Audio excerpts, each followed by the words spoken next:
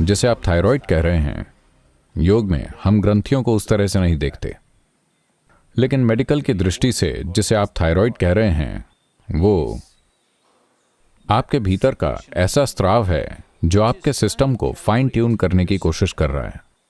हर रोज वो ये तय कर रहा है कि कितना पाचन होना चाहिए, कितनी ऊर्जा पैदा होनी चाहिए, कितना वसा पैदा होना चाहिए, कितनी मांसपेशियां बननी चाहिए। सब कुछ ये आपकी शारीरिक संरचना को समायोजित करने की कोशिश कर रहा है। आपकी शारीरिक संरचना का आपकी मनोवैज्ञानिक संरचना से बहुत गहरा संबंध है। आज आपको यह दिखाने के लिए पर्याप्त सबूत है कि अगर आप यहां बैठकर पहाड़ के बारे में सोचते हैं तो आपकी ग्रंथियां एक खास तरीके से काम करेंगी। अगर आप शेर के बारे में सोचेंगे तो ये दूसरे तरीके से काम करेंगी। आप एक महासागर के बारे में सोचते हैं, ये एक और तरीके से होगा। आप किसी आदमी औरत के बारे में सोचें, ये अलग तरीके से होगा। बस एक विचार और कुछ नहीं। पहाड़ से कोई संपर्क नहीं है, शेर से कोई संपर्क नहीं है, आदमी औरत या समुद्र से कोई संपर्क नहीं है। बस एक विचार से ही ग्रंथि के काम में उतार चढ़ाव आ जाएगा। मैं ये बता रहा हूं कि सिस्टम कितना अच्छा है। ये आपको अच्छी हालत में रखने के लिए हर चीज को संतुलित करने की कोशिश कर रहा है। आपके साथ समस्या यह है कि आपको एक बैलगाड़ी चाहिए थी, लेकिन उन्होंने आपको एक बढ़िया अंतरिक्ष यान दे दिया। हर छोटी चीज तमाम चीजें करेगी। बस अगर आप इसे छूते हैं तो वो कई चीजों की तरंगें उठ जाएंगी इस सिस्टम में। अगर आप बस इस तरह देखें और पेड़ के बारे में एक निष्कर्ष निकालें तो ये कई प्रकार के रासायनिक और दूसरे किस्म के बदलाव ले आएगा। ग्रंथियों के काम बदल जाएंगे। तो मान लीजिए कि आप 10,000 साल पहले के दक्षिण भारत में हैं। ये पूरी तरह जंगल है। अगर आप इस जंगल में घूमते हैं, एक दिन आपको जरूर घूमना चाहिए। अगर आप जंगल में घूमते हैं तो बस देखिए, जंगल में बस 2 घंटे घूमिए और पूरे सिस्टम को देखिए। कहीं ना कहीं जीवन उल्लासमय महसूस कर रहा है। आपके जाने बिना ये जीवन अचानक अपने आवास में महसूस कर रहा है, अपने प्राकृतिक आवास में, जहां इसे चलाने में हर चीज सहायक है। लेकिन आज आप जरा हालात पर नजर डालें। आप कहीं भी हों, चाहे आप मुंबई में हों या न्यूयॉर्क में या लंदन में, कहीं भी हों, उस स्थिति को देखें जिसमें आप घूम रहे हैं।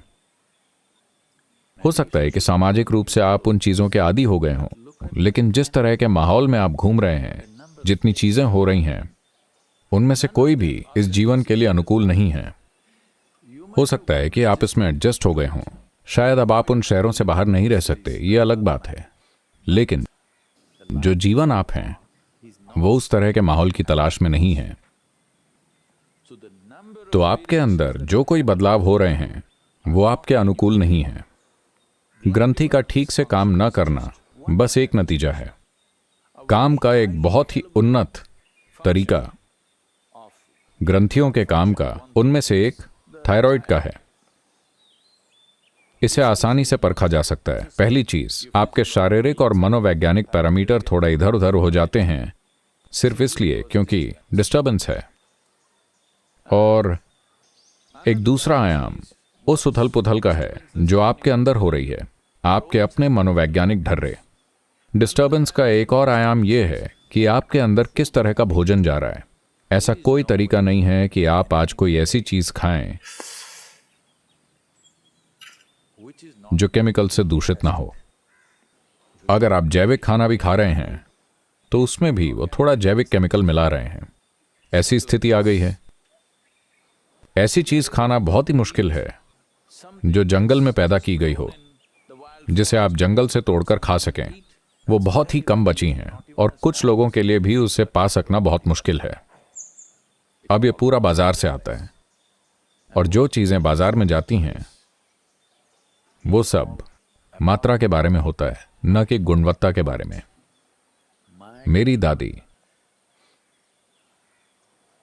हर दिन सब्जी वाला, पता है, वो टोकरी लेकर घर आया करते थे। बस तभी सुबह सुबह उन्होंने तोड़ी होती थी और वो 7:30-8 बजे दरवाजे पर होते थे।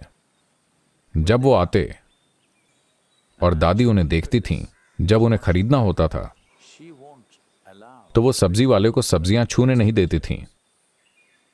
वो ही तोड़कर लाए हैं, वो ताजी हैं, बस अभी अभी पौधों से आई हैं। लेकिन अगर उसे तराजू में रखना है या अगर दादी को उन्हें चुनना है 1 2 3 4 ऐसे, तो वो सब्जी वाले को छूने नहीं देती थीं।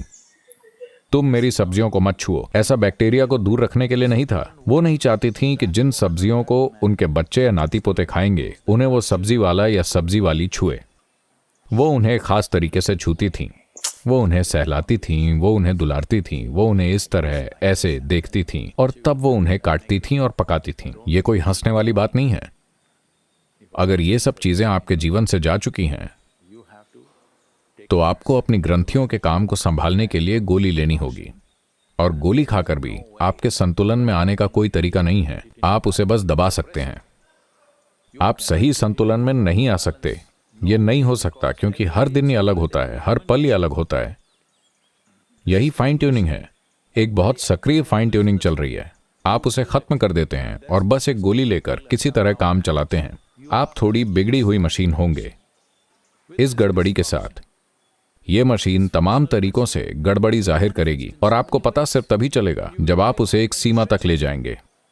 जब आप छोटी मोटी चीजों के साथ जीते हैं तो वो जाहिर नहीं होगा। ये ऐसा है, देखिए, अगर आपके टायर में हवा नहीं है तो भी आप 20 किलोमीटर की स्पीड से घर जा सकते हैं। पता है, कुछ चीजें चटक जाएंगी, कुछ चीजें फट जाएंगी, लेकिन फिर भी आप चला सकते हैं। सिर्फ तभी जब आप 200 किलोमीटर प्रति घंटे की स्पीड पर हैं और टायर फट जाए तब आप जानते हैं कि आप सड़क से उड़ जाएंगे। तो बस यही बात है। अगर इन सब चीजों को ठीक से संभाला जाए और तब आप अपने जीवन को एक उच्च स्तर की तीव्रता पर ले जाएं, तो वो चलता रहेगा। अगर आप अपना जीवन बिना उस संतुलन को लाए तीव्र बनाते हैं तब आप देखेंगे वो आपा खोएगा। अपने आसपास ऐसा होते हुए आप हर दिन देखते हैं। तो अपने जीवन में उतना निवेश करना, वैसे आप अपना शहर छोड़कर जंगल में जाकर नहीं रह सकते। वाइल्ड लाइफ एक्ट है, आपको हिरासत में ले लिया जाएगा। ओके, ठीक है, आप उस माहौल को छोड़कर नहीं जा सकते। कम से कम खुद को तैयार तो कर लें ताकि उन चीजों का आप पर ज्यादा असर ना हो। उसका असर वैसे भी होगा, लेकिन कितना, ये सवाल है। कितना असर? कम से कम अपने घर में आप खुद के चारों ओर कुछ पौधे रखें। अगर जगह नहीं है, अपने कमरे को भरें। यह कुछ सन की बेडरूम बनाने जैसा है। छत को आधी खोल दें। ओह, लेकिन ऊपर एक और मंजिल है सदगुरु। ठीक है, कमबख्त दीवारों को खोल दें ताकि अंदर थोड़ी धूप आ सके। हाँ, ये नहीं कि हर चीज बंद है और बस एक एयर कंडीशनर हर समय बर्र चल रहा है। ये एक चीज है, आपके चारों ओर मौजूद ये गूंज इस शरीर को पूरी तरह से बेचैन कर रही है पूरे समय। खासकर जब मैं देश से बाहर होता हूं, खासकर अमेरिका में। यूरोप में भी ये थोड़ा बेहतर है। अमेरिका में तो हर समय कोई ना कोई चीज लगातार थरथराती रहती है। ज्यादातर लोग इसे लेकर सचेतन नहीं हैं, लेकिन ऐसा उनके साथ हो रहा है। उनका एक दिन में 8 घंटे सोना ही बस इसलिए है कि वो अपने प्राकृतिक आवास में नहीं रह रहे हैं। वो सोकर खुद को बचाने की कोशिश कर रहे हैं, लेकिन खुद को बचाने की कोशिश मरना चुनने जैसा है। तो खुद को बीमारी से बचाने के लिए, खुद को मानसिक बीमारी से बचाने के लिए, खुद को हर किस्म के असंतुलन से बचाने के लिए आप सोते रहते हैं दिन में 8-10 घंटे। ये आपके जीवन का आधा है। आप मरे हुए हैं। मृत्यु हमेशा एक अच्छा समाधान है, लेकिन हम उस समाधान की तलाश नहीं कर रहे हैं। हम जीवन में समाधान खोज रहे हैं, न कि उसे खत्म करके। अगर आप कोई चीज खत्म कर दें, वो ठीक हो जाती है ना? हो जाएगी ना? होगी, लेकिन वैसे नहीं जैसे हम चाहते हैं। हम यहाँ जिंदा और पूरी तरह ठीक रहना चाहते हैं। जब आप चलते हैं तो आपको हमेशा मानव जीवन के अलावा दूसरे जीवन के बारे में सचेतन होना चाहिए। ज्यादातर लोग इंसानों के प्रति भी सचेतन नहीं होते। तो मैं आपको याद दिला रहा हूँ, हर चीज जो जिंदा है उसके प्रति आपको सचेतन होना चाहिए। एक पेड़, एक पौधा, घास का तिनका, कूदता हुआ टिड्डा, और आपके पास से गुजरते वो लोग जिन्हें आप पसंद नहीं करते। all kinds of things. You must be alive to everything. Something as simple as being alive to everything around you, indiscriminately. हर किस्म की चीजें, आपको हर चीज के प्रति जीवंत होना चाहिए। अपने आसपास की हर चीज के प्रति बिना भेदभाव के जीवंत होने जैसी आसान चीज आपकी थायराइड समस्या को ठीक कर सकती है। यकीनन सुबह का हठ योग है, क्रियाएं हैं, ये सारी चीजें निश्चित रूप से मदद करेंगी। शक्तिशाली रूप से प्राण प्रतिष्ठित स्थान, कई चीजें हैं। एक मुख्य कारण ये है कि टेक्नोलॉजी के विकास के साथ इंसान कम सक्रिय होते जा रहे हैं। एक दिन में औसतन एक इंसान जितनी शारीरिक गतिविधियां वो पहले किया करते थे, लोगों की पिछली पीढ़ियां, और उसकी तुलना में अभी हम जितना शारीरिक काम कर रहे हैं वो बहुत ही कम है। गतिविधि के इतने निम्न स्तर पर सिस्टम में संतुलन बनाए रखना मुश्किल है। तो थोड़ा असंतुलन हो तो बिस्तर पर सोने मत चले जाइए। अगर आप थोड़ा असंतुलन महसूस करते हैं तो आपको काम में कूद पड़ना चाहिए। जहां भी उत्साह और आनंद में कोई काम हो रहा हो, आपको उस काम में कूद जाना चाहिए। और अगर आप बीमार महसूस कर रहे हैं तो आपको उसे और ज्यादा करना चाहिए। वाकई, क्योंकि जिस पल आप उल्टा जाते हैं आप उसे सशक्त बना रहे हैं। वैसे अगर आप बहुत बीमार हैं वो अलग बात है, नहीं तो आपको, चूंकि हम यहाँ कई तरह के ग्रंथियों के विकारों की बात कर रहे हैं, तो काम में लगना एक सरल समाधान है इन समस्याओं का। और आप काम को, आप में से जो लोग न्यूयॉर्क में हैं, मैं आपको बता रहा हूं, आप काम को, आपकी कलाई पर वो हेल्थ बैंड है, 10 steps, 12 steps. 10 कदम, 12 कदम, ऐसा मत कीजिए। काम करने का वो तरीका नहीं है। वैसा करने से आप ज्यादा बीमार हो जाएंगे। बस खुशी खुशी कुछ करना,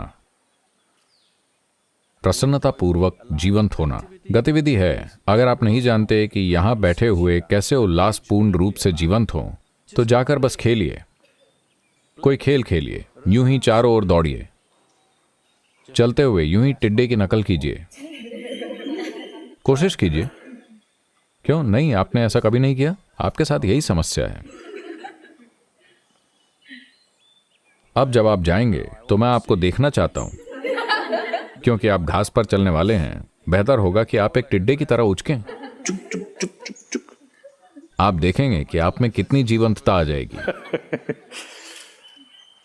असल में आपकी बुनियादी समस्या ये है कि आप अपने जीवन के बारे में बड़े गंभीर हो गए हैं।